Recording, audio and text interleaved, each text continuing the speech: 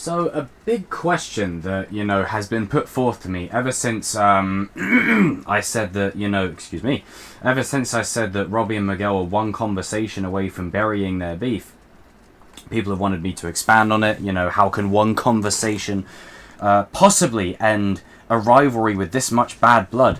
Well, that there is the thing. There really isn't a lot of bad blood if you put it into context. Now, yes, Robbie kicked Miguel over a railing.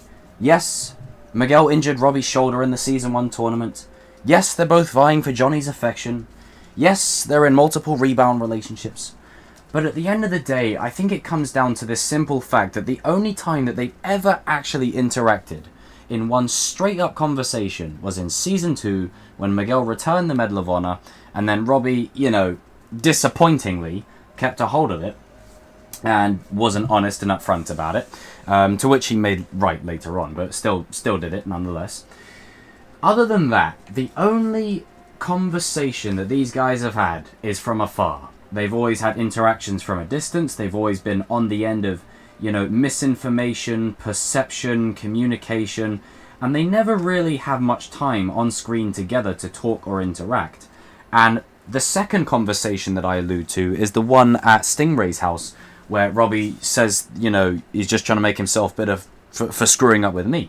And that's their only other time, is when they're exchanging. That's their whole arc, is any time they do talk to each other, it's usually during mid-fight, or they're trying to throw verbal barbs at one another, or, they're trying to one-up each other. It's been threaded across the show since the beginning. But the way I can see the conversation playing out is as follows. Actually, look, before I even get into that, I'm not saying one conversation. So, let's not get it twisted here. I'm not saying one conversation is going to bury the beef between these two. It's going to set things in motion for them to begin the healing process. And, if I have to remove objective from this for just a second, if I'm just going to put my own subjective opinion in, I'm bored of this. I'm bored of this wishy-washy, will they, won't they, will Johnny choose? I'm bored of this. It's time to freshen things up. The level of big bad that is now in the show in Terry Silver, it is time to bring the two kids home together with their father. It's time. It's time. No more of this. No more. It's really time now. But if I get into just sort of how things could play out, it could play out as simply as follows. Now, it doesn't have to happen this way verbatim. I'm just giving you guys an example as to how it could play out. After Johnny gets both of them together, and then they're on the way back to the All Valley. The Valley, sorry. They're on their way back. Maybe it could be a classic Hollywood moment, right? And again, it doesn't have to play out this way. I'm just giving you guys an idea of how it could play out. Maybe the tire bursts, or they run out of gas. Maybe they have to make a quick getaway because of one reason or another. Maybe Miguel's father is part of the cartel or whatever. Maybe he's just that. I'm hoping that's not the case. But, let's just say, for instance, something stops them in their tracks in the middle of the desert. And then Johnny's like, right, you two wait here the night. I'm going to go and get some fuel, or the nearest place away, or the nearest town's like a mile or two away. I'm going to go and get some stuff, and then I'll be back. Try not to kill each other. And this is where the conversation happens, because it's, as I've said, these two, when their first conversation happens, their first proper conversation, it needs to happen when Johnny isn't around. When Johnny's around, that's the healing process beginning. But these two need a conversation together, alone, away from everyone. No girls, no Johnny, just these two. Just these two alone having a conversation. Now, it could literally play out there, sat round the campfire, keeping warm. The night sky is there. You hear owls, you hear, just the wind. You hear the crackling of the fire. And again, doesn't have to play out this way, I'm just giving you an example. And then, in this moment, they're both sort of looking at each other. If you go back to that scene at Stingray's house, where they look at each other, they exchange a look towards each other, it communicates to me they both want to talk. It's just a case of who's going to do it first. And that's something that Johnny and Daniel struggled with this season, was putting aside their ego and pride to be the bigger person. And if you want my opinion on who it should be, I think Robbie should be the one to break it first. Here's why. Robbie has a ton more to make up for than Miguel does. Miguel has done some stuff to Robbie in the past, sure, but if we're judging it on an objective scale, Robbie has done much more to Miguel than the other way around. And the headspace that Robbie is in after the season 4 finale, I think it should be him. It's a natural progression for that character. And again, this isn't me being, oh, Robbie fanboy! I'm giving you guys character detail. It makes sense for Robbie to break the mold first. It just makes sense for Robbie to open the dialogue, for Miguel to then respond. And the thing is with Miguel, as I've said since day one, Miguel is the heart and soul of this show. You know, he is the evolution of everything. His heart wasn't in winning the All Valley, and it all came to pass by the end of it. So we all have to take that into consideration when this conversation happens. And again, this one conversation, it doesn't bury the beef, but what it does is it sets things in motion for these two to really bury the hatchet.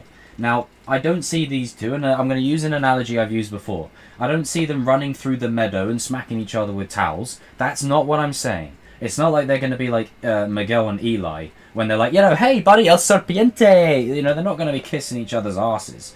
It's going to be a mutual respect. And then who knows? Give it time, maybe they could be friends.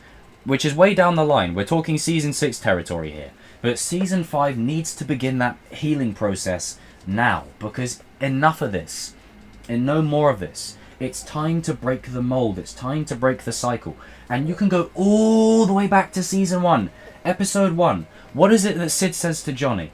How is Robbie? You ever see him anymore? You know, it's like the sins of our fathers. The reason Johnny's been such a horrible father to Robbie, right? As much as we love Johnny, he's been a terrible dad to Robbie, because it's the sins of the fathers. You know, he didn't have a good role model in Sid, and his real father buggered off, you know, for reasons that we still have yet to learn more about.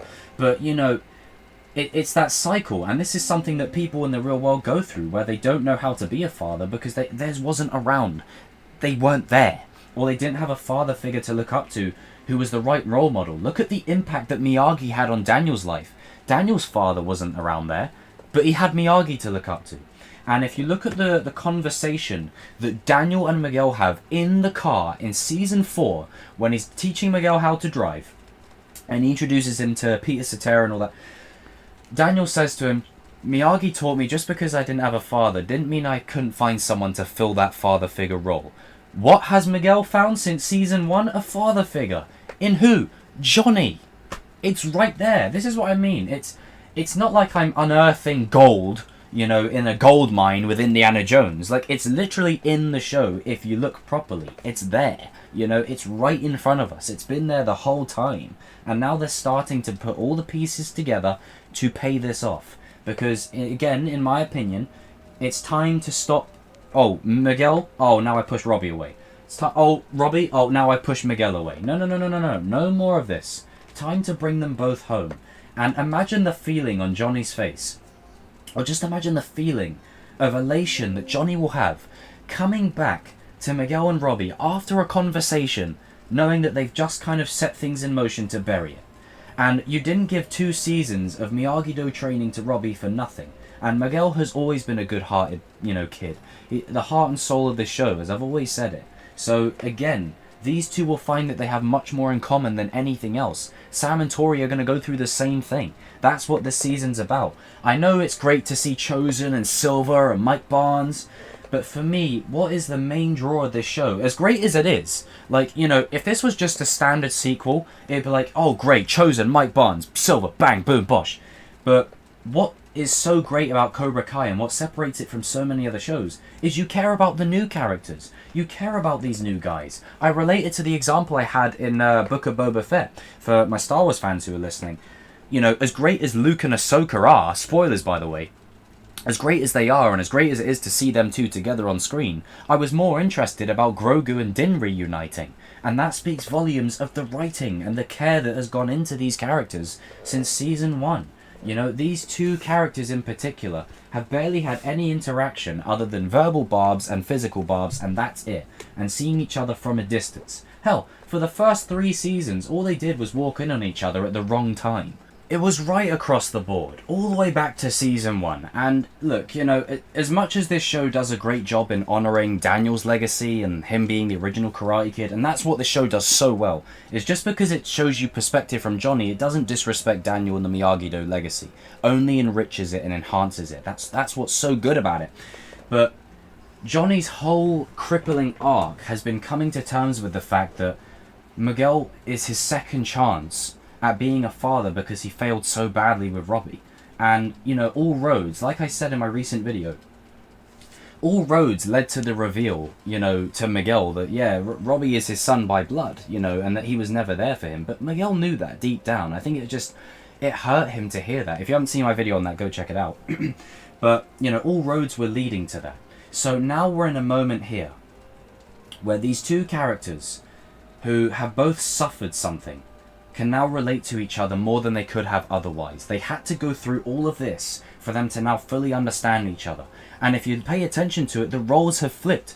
Miguel and Robbie have now switched positions. What Miguel is to Johnny now is what Miguel was. And what Miguel... No, sorry, let me reword that. Let me reword that completely. Okay, start again, Jacob. So, what Robbie is to Johnny now is what Miguel was beforehand. And what Miguel is now is what Robbie was before. So it's almost like they've switched. They've done a 180 with each other. They've switched positions, and now they're going to understand each other's arcs. Where, you know, Miguel's looking for his father. What was Robbie doing for 16, 17 years of his life? Looking for his father. His father was never there. You know, I don't think people understand the gravity of, and this is something, again, it comes through, like, you know, experience and relating to it. Not having a father. It is so detrimental to why kids lose their way. I mean, I did a video on father figures about it, you know, and why kids go the way they do. Because there are so many kids in today's society that grow up without a father and the impact that it has on them. And this is what this show is trying to also say, is that just because you don't have your father, it doesn't mean you can't find someone to fill that role. And I stand by what I said. I'm in the firm belief that Miguel should never find his father. I really think he should never find him. The only reason is because of all the history that we know about Miguel's father, is that he's a bad man, and it could last a while. And if it was to last a whole season of Miguel and his father, then okay, maybe, alright, maybe then it can last the season. But if it's like a 2-3 episode thing, you can't wrap that up in 2 or 3 episodes. It's such a key arc. So, if it's a season long thing, then yeah, of course, he'll find his father. But if it's a couple of episodes, I think Miguel not finding his father is, you know, again, very symbolic, but it's it enhances what Daniel said to him about, it doesn't matter if, you know, your father isn't around. It doesn't mean you can't find someone to fulfill that role. And who fulfilled that role for Miguel since season 1? Johnny. Johnny is his father. It doesn't matter who your father is, Miguel, because Johnny is coming to get you. Johnny is coming. He is your father. Maybe not by blood, but he is your father. And don't get me wrong, it's going to make for an awkward Thanksgiving in the LaRusso household when you got like Robbie, Miguel, Johnny, Sam and Tori and everyone all sat round the same table. Kreese cutting the turkey. Just putting it out there. But this conversation will set things in motion. It won't bury it. There's still going to be bad blood. There's still a lot to get over. But it will set things up, especially even going into season 6, where we're really reaching the penultimate stage of where things are going to get. Like, you know, we're only going to get bigger from here. And it's time to bring the 2 key fighters home. Because as much as Sam is great, as much as Tori is cool, and as much as Hawk is great, it's Robbie and Miguel. Everything goes back to these 2 characters. You know, Robbie is the Karate Kid by blood, but Miguel is the new age Karate Kid by definition. Like, it's just that kind of way. And again, you don't have to agree with any of the points that I'm raising here. You know, I'm trying to be as objective as possible, but every now and then my subjective opinion kind of takes hold and I kind of run with that. But I do feel like it is time to bring them home, and I feel like a conversation, no one else around, just these 2, is exactly what sets it in motion. And what character has been brought into this show that wanted to kill Daniel? Chosen. We all forgave Chosen for wanting to kill Daniel, and he wanted to kill him. Robbie accidentally almost killed Miguel in a moment of anger and rage. And if you also look at the school fight again, Miguel kicks Robbie against that railing, you know, a couple of times as well. Robbie could have easily gone over too. You know, it doesn't necessarily mean that Robbie or Miguel is better than the other. It just simply means in that moment, Miguel was the bigger person, because that's who Miguel is. Miguel has that heart. And Robbie just, in a moment of rage, a moment of anger, let it take control and let it consume him. And that started a chain of events that led him basically to the dark side. That's essentially what that is. And now, Season 1 and 2 Robbie is starting to resurface, realising all that he's done with Kenny, you know, and what he set him on. You know, probably dealing with Sean down the line and, you know, the repercussions of that. What he's done to Miguel, what he's done to his own father. There's a moment in the All Valley final, after Tori wins, where the camera pans on Robbie as he's looking out at Johnny after the win, and it's almost like it's flipped perspectives. Although Robbie didn't win the trophy, you know, he now knows that what it's like to be on the winning side, but now he sees that Johnny's lost his father.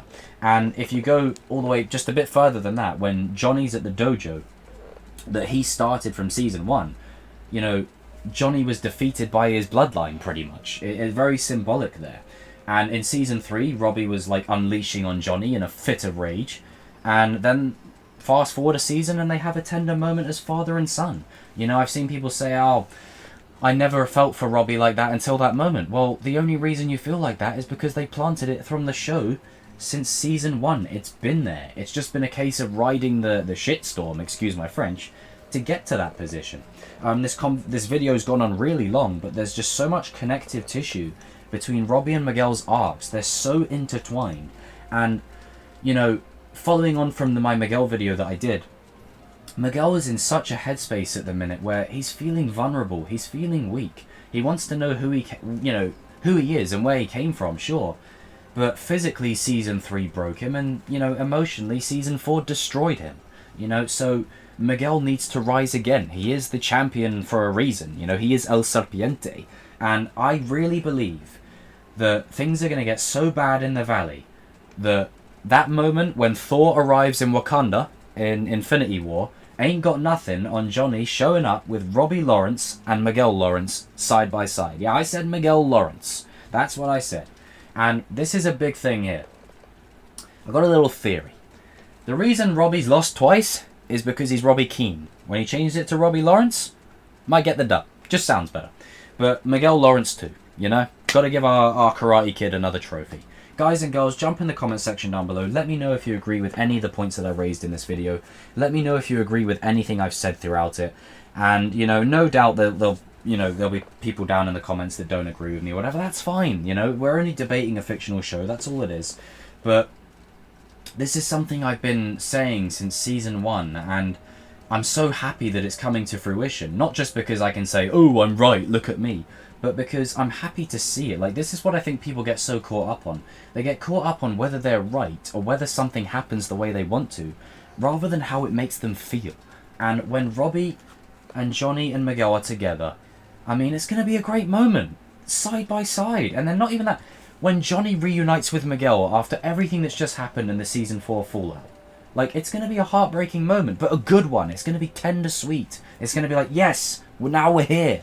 Guys and girls, I'll see you in the comment section down below. And with it being a Robbie and Miguel video, there's only one tagline I can end with. There's always been one tagline. We're going right back to Season 2. She doesn't love you, she loves me. That will never get old. Ever. Just imagine them bringing that up at Thanksgiving down the line when when Kreese is like cutting the turkey. She didn't cook you properly. I cooked you properly.